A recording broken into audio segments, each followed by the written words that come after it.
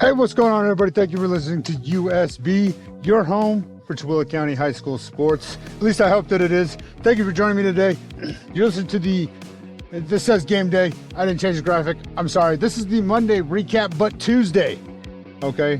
Listen, I try to do them on Mondays, but it just didn't work out.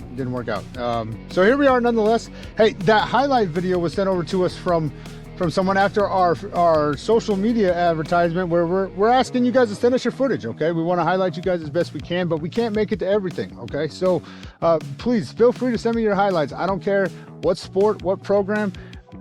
This might sound a little rude, but you know, if you're on what is it, color guard, and you throw the flags around, hey, send us that too. Okay, we're more than willing to share whatever you guys send in, because at the end of the day, it's all about you guys and hoping that we can get you guys some attention. So that video was sent in this afternoon. That was Emily Phillips, number 14 from Stansbury High School soccer.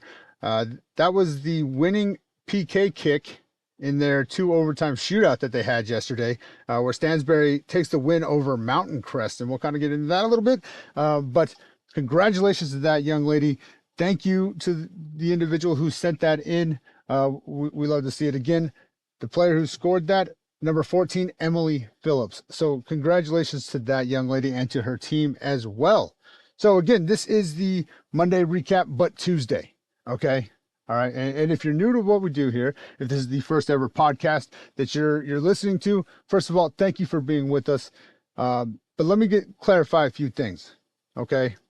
I feel like this needs to be said. What we cover to try to highlight these athletes as best as we can. All right. Does that mean that I get it right every single time? No, probably not. Okay. But we do the best that we can to try to show as much love and support to as many programs, as many athletes as we possibly can. Okay.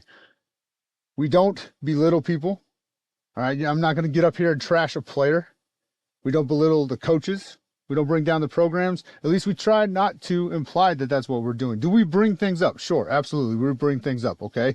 But I can promise you it's always followed by something uplifting, because if you want something negative like that, by all means, go to ESPN. There's 100 different people on there. You can open any podcast app and you can hear thousands of people talking trash about everybody else. Okay. That's not what I try to do here. I don't think that's productive. You know, sometimes the harsh realities, yeah, sometimes they need to be heard. Right. But what I don't like is when those things are done with animosity towards somebody else. And that's not what we do here. Okay. So if I've ever given you the impression, or if I ever do give you the impression that that's what we're doing, please let me know, because I can promise you that is not my intention by any means. Okay. We are 100% about trying to just showcase these athletes, support them in any way that we can. And if the only way that we can do that is by what we do here, or just being a positive person in their corner that has no obligation to be a positive person in their lives, then that's what I'm going to do. Okay. That's what I'm going to do. I don't even cover my own kid on here. You know, I don't want to appear biased. I'm extremely proud of him. Don't get it twisted. I'm definitely happy for him, and I'm definitely watching everything that he does. But this isn't for him to get him any publicity. This is for literally him and his teammates, his peers, and all those out there, right? And my daughter is the same as she starts to get older. So we don't do this for those reasons, if that's what you think. And I don't ever want to give that impression that that's what we do. It's literally about just appreciating what these athletes do and showing them as much love as we possibly can in the only way that I really know how. All right. So with that being said, what do we do? Well, we cover stats, we cover wins, losses. We try to get some highlight videos every now and then. Listen, I'm not a videographer. Okay. I'm not trying to be a videographer. I'm not trying to steal anybody's thunder here. Okay. So if you want that, again, there's hundreds of people out there that are doing that stuff. That's not me. And I try my best to make it as entertaining as possible for you guys, but I don't have the skill set or the equipment. Okay. I'm not going to lie to anybody, but here's what we do. And that's covering what our athletes are doing to the best of our abilities. We don't get every program. For that, I greatly do apologize. Okay. For one, I'm not familiar enough with all the sports to be able to talk about it at all. And two, I don't have any background in it. So, we missed some things. All right. But by all means, reach out to me and let me know. Let me know and showcase. I know I had a young man reach out to me asking me if we could cover swimming this coming year. I'll do my best. You know what I mean? I can't make any promises, but I'm going to do my best because that's what it's all about. That's what it's all about. So with that being said, this is the Monday recap, but Tuesday. All right. So let's kind of get into a little bit of what we had kind of going on last week and as early as yesterday. Okay. Because I didn't get anything done yesterday. I got to get on a better schedule because I know 4A soccer does things on Mondays and I wasn't prepared for it. I owe you ladies, especially, a huge apology on that. And I've got to get that corrected moving forward. But let's start off with Stansbury since we had the highlight reel. Okay. So Stansbury had 2 road games last week. Green Canyon on the 8th, where they would lose that one with a score of 2-0. And then they headed out to Ridgeline, where they faced the Riverhawks, losing that one with a score of 5-0. So the ladies last week did not do very well, coming in off of 2 losses, right? They come in this week and they take on Mountain Crest, where they would win that one in the shootout that you just saw in that highlight video. We'll play it again here in just a second, but great job to those ladies to bounce back. The ladies now sit at a record of 9-3 overall, 5-3 in region, and they look to keep that going tomorrow as they host the 7-5 Skyview Bobcats at home at 6 p.m. So obviously we wish them luck, but let's check out that highlight one more time. Give me just a sec.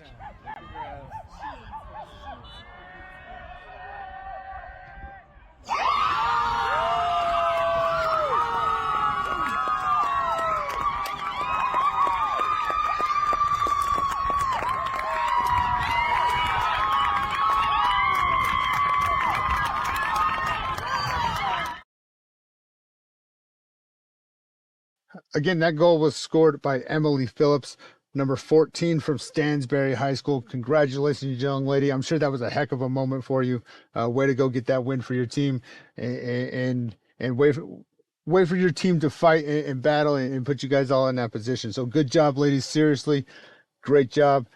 Super excited for you guys. Honestly, that's awesome. And thank you again for the video. That's what we want to do. We want to just get those great moments out there. They don't have to be Mike Tyson knockouts, okay? If they are, cool, but they don't have to be. They don't have to be. Sticking with soccer here, though, let's get into what the Grantsville ladies did last week. They were at home last week where they took on the Ogden Tigers, losing that one with a score of 9-3. Lindsay Orton had 1 goal in that match, and Camry Allen finished with 3. Oh, I think I typoed that, 2. Sorry, excuse me. As for Ogden, they were led in scoring by number 2, Ellie Watson, who had 4 goals on the day. And the Grantsville ladies sit at 5-5 on the season thus far and look to get their second region win today against Morgan. And again, like I said, I was at that game, stopped by real fast after some parent-teacher conferences and things like that. And they were tied at halftime, according to what I believe to be a credible source. They definitely scored as I was leaving, and then I feel like they scored again before I even got to the car. So hopefully they're still on the up and up over there, and they're able to get that win. So good luck if you're still going. I'm not familiar with the time all that much, and yeah, good luck. Good luck and good job so far. They're 500 on the season. They're not doing too shabby, at all. So as for Tooele soccer, the Tooele ladies had 2 games last week where they would lose to Bear River on the 8th with a score of 3-2. Number 6, Lahila Galley. Goodness gracious, I'm sorry.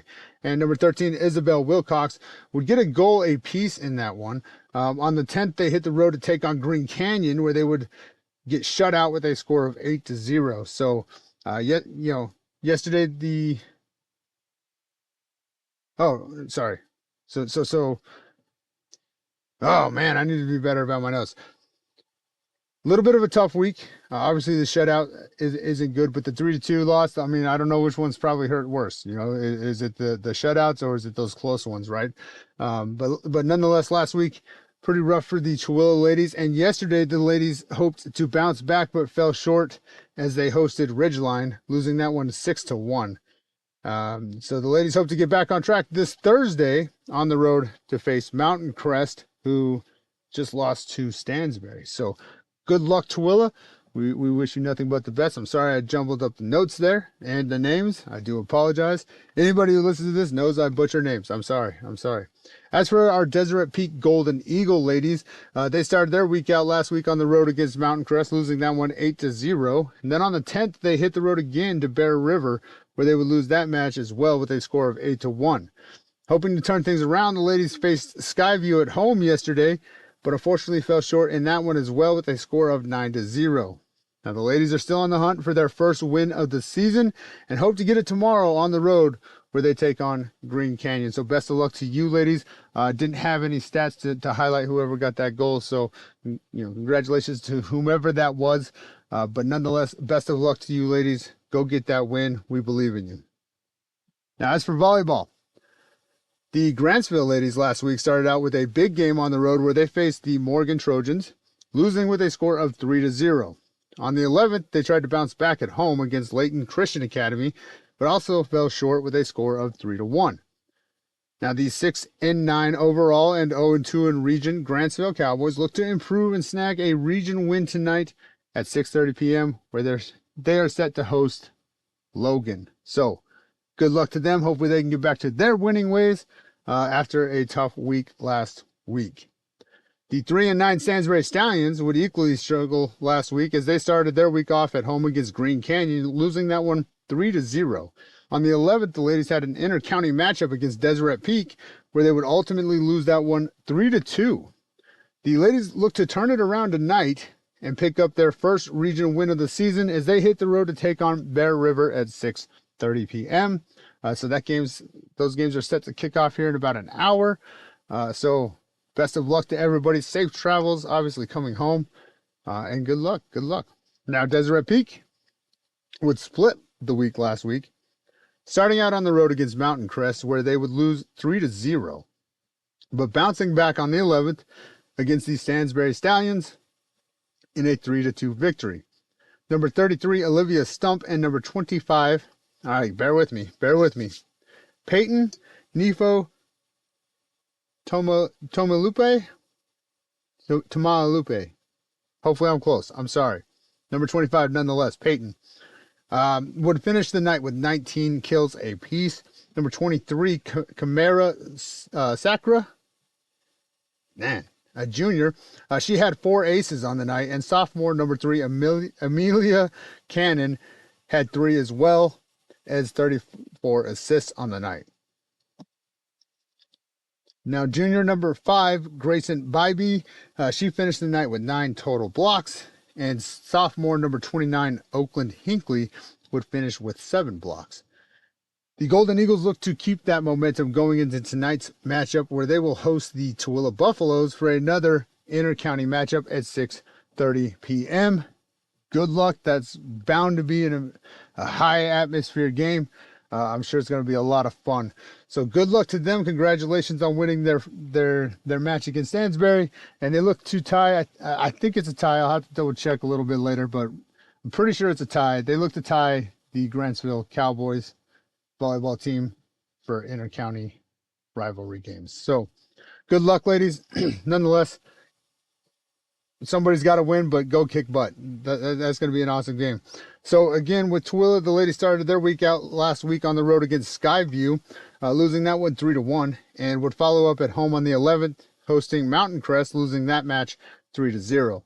The 2-14 Buffaloes look to turn things around and snag their first region win of the season tonight as they head down the street for this inter-county matchup against the Deseret Peak Golden Eagles tonight at 6:30 p.m. and finish out the week on Thursday, where they host the Stansbury Stallions for back-to-back inter-county rivalry games. So a lot going on for Tooele. There ought to be some pretty cool games. Definitely do your best to try to get out there and catch one. So that's going to cover the other 2 main sports that we primarily cover, okay? Again, I don't get to cover as much as I would like to, so I try to just do the ones, especially the ones that are putting up stats. It's a lot easier to be able to shout those people out and do that. But so let's get into football, okay? And before we get into football, well, no, never mind. Don't worry about it. So we're going to start off with Stansbury because we try to stay in the who's got the best record type thing, right? So after a tough loss against Green Canyon for the Stansbury Stallions, in what was arguably their worst offensive performance of the season, Stansbury would bounce back last week in dominant fashion, moving to 4-1 on the season overall, beating Bear River 56-14. The junior quarterback Brighton Reitzel had an amazing bounce-back performance, going 23 of 28, or 82%, for 373 yards, 4 touchdowns, and 0 interceptions. He had a QBR of 162.2 and also had 5 carries for 73 yards. Way to bounce back, young man. Congratulations on that performance. Seriously, that's a heck of a game. Senior running back Carter Peterson would finish the night with 16 carries for 132 yards and a touchdown. My man Lael Rhodes, number 4, the senior, he had a monster game, snagging 9 receptions for 225 yards and 2 touchdowns.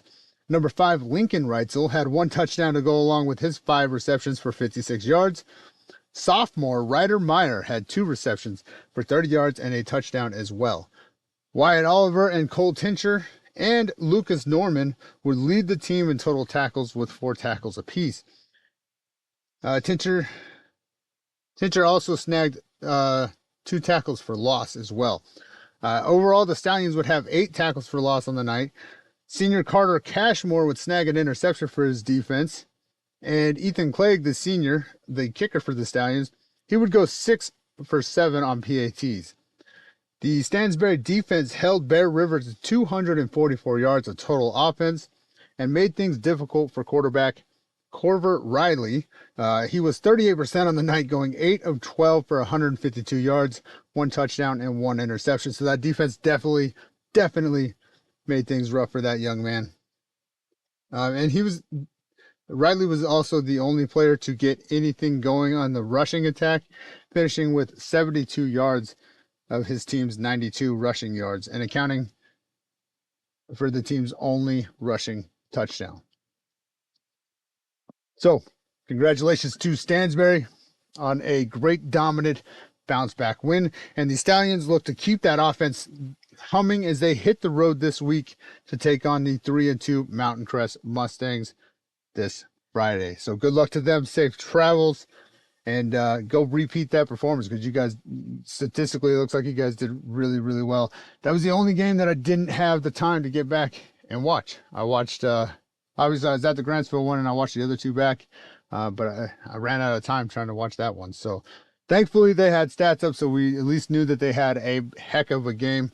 Saw a couple highlights from some of the players. It looked like they really did a really great job. So congratulations, Stansbury.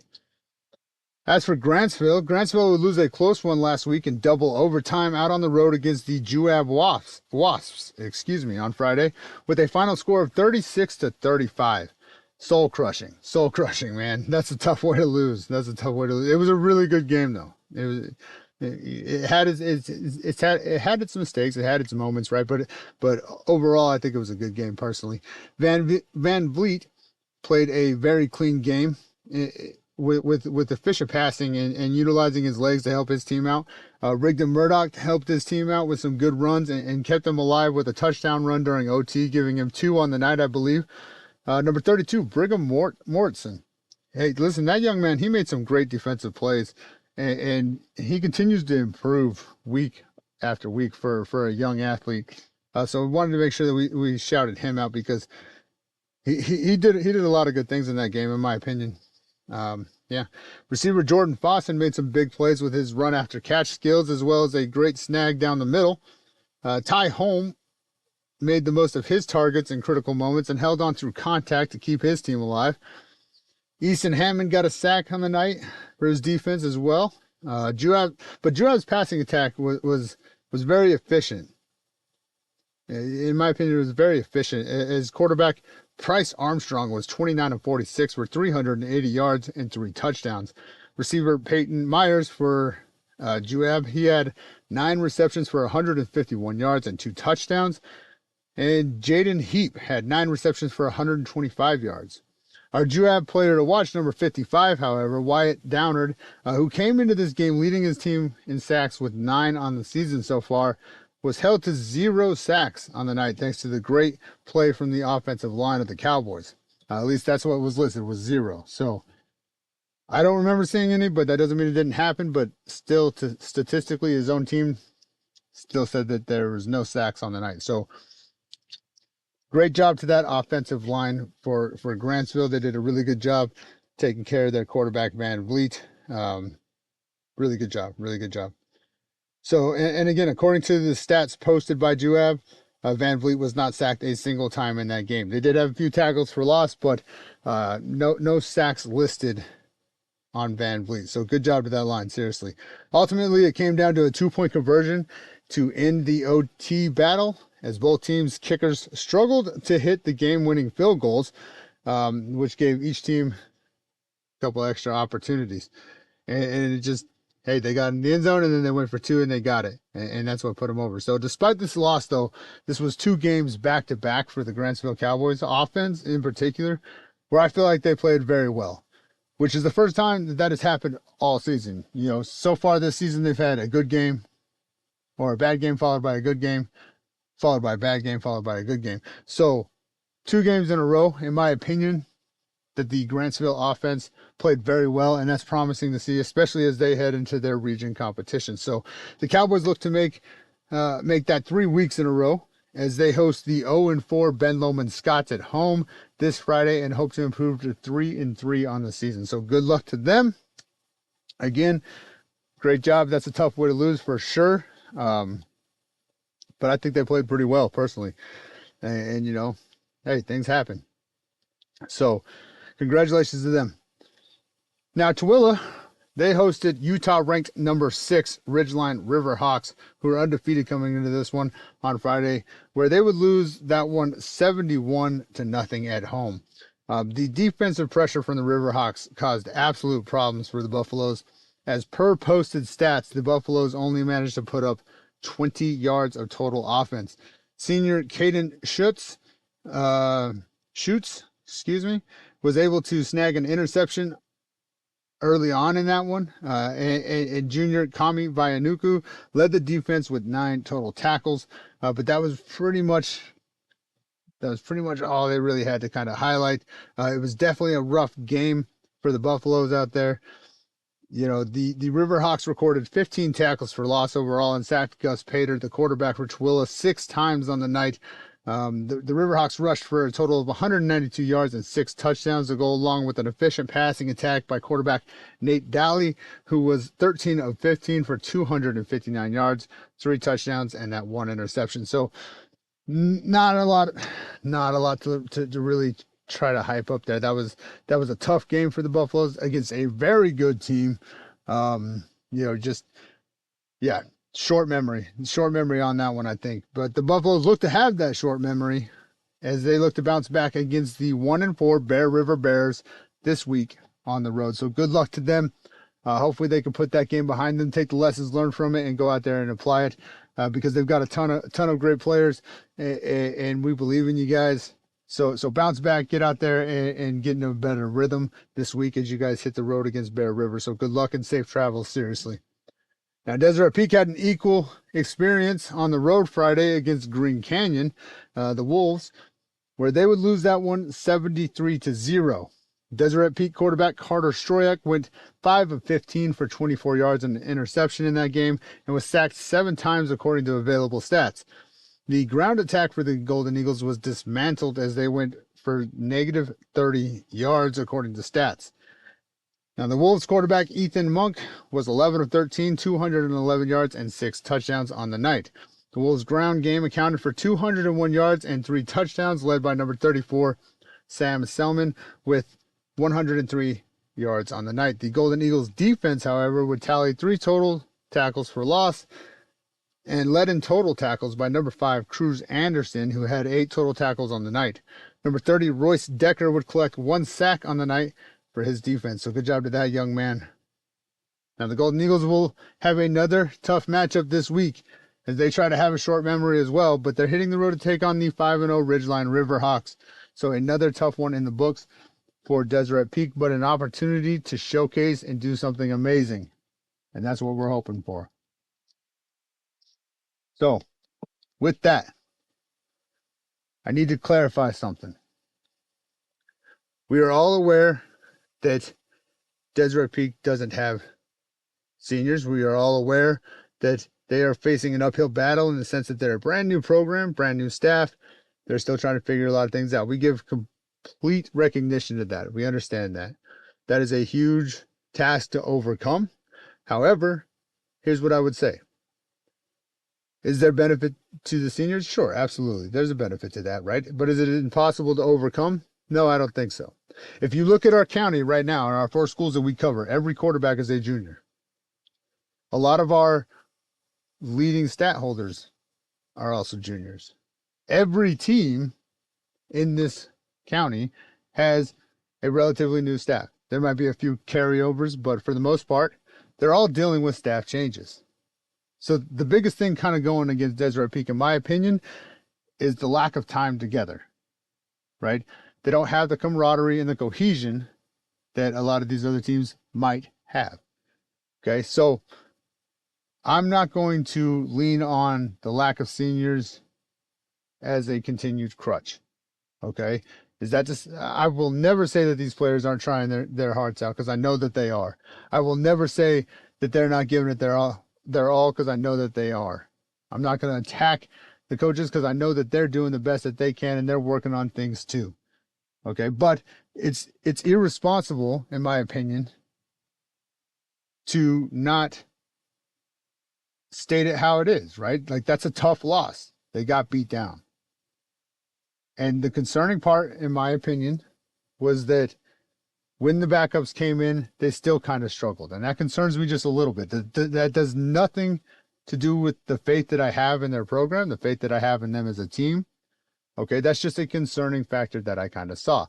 And arguably, by the time that happened, those players were exhausted. I understand that 1,000%. Okay. Please don't ever take my comments as anything but just being open about what happened. My faith, my trust, my belief is 100% there, and it will always be there.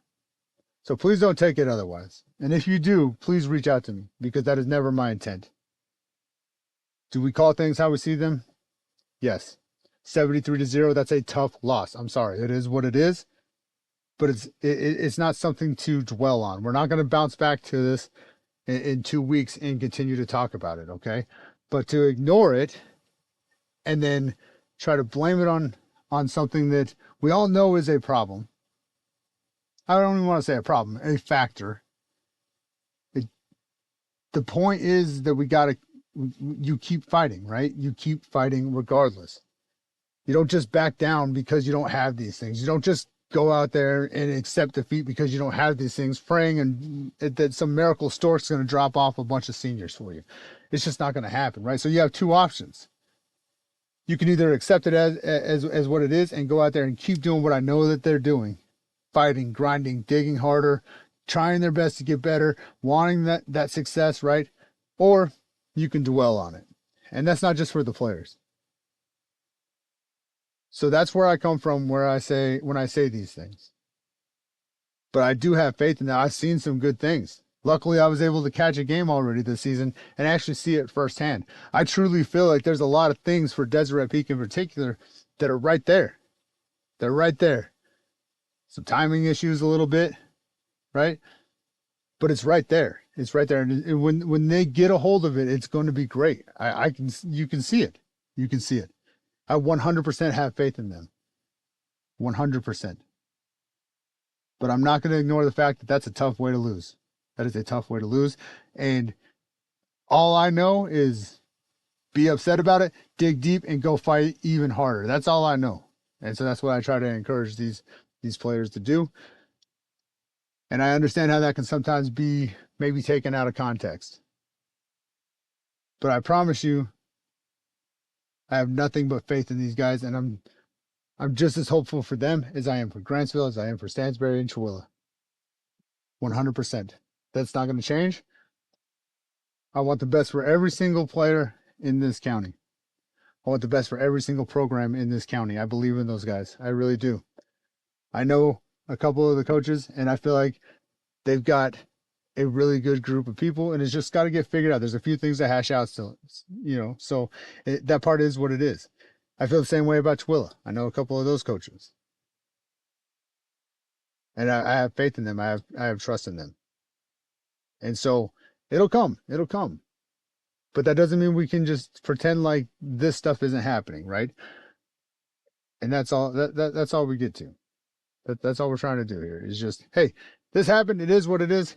Let's dig deep, keep moving. We have faith in you guys, right? So, good luck to them, to the Golden Eagles, as they will have again another tough matchup this coming Friday, where they're on the road taking on the Ridgeline Riverhawks. So, dig deep. Show people something. That's all I can say is show people something. And go out there and compete every single down and give it everything that you got and shut people up. Shut me up. That's fine. I've said it 100 times and I'll say it 100 times again. I want to be proven wrong, because when I say things and you guys go out there and you prove me wrong, that means you guys exceeded expectations and you're succeeding. That's fantastic. That's what we want. So please shut me up. That's my goal. Because I have faith in you guys and I want nothing but the best for you guys. And again, please don't ever take anything I say as being overly critical.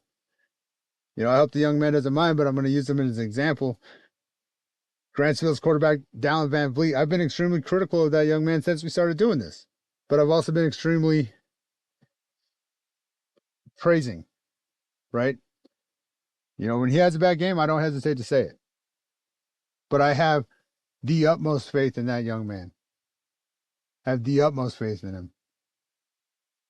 And that's why I say those things, and I understand, and I feel pretty certain that he knows that as well. And I can understand how somebody who maybe I don't have that connection with might take that the wrong way and think that faith isn't there, but I promise you it is. I promise you it is.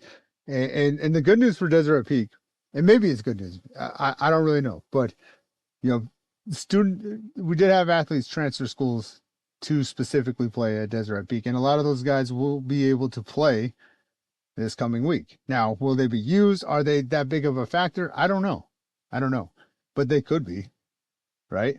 So for all we know, we see an entirely different team, right? And that's not to take away from the players that have been there doing things, right?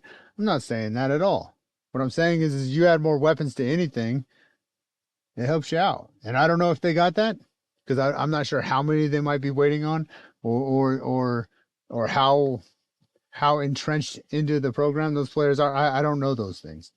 Okay. All I know is that there's a possibility, right? That perhaps they get a boost somewhere. Maybe it's a receiver or a corner or a linebacker that comes in and can absolutely help the team out, right? And pick up some things that might be missing. I don't know, but they might.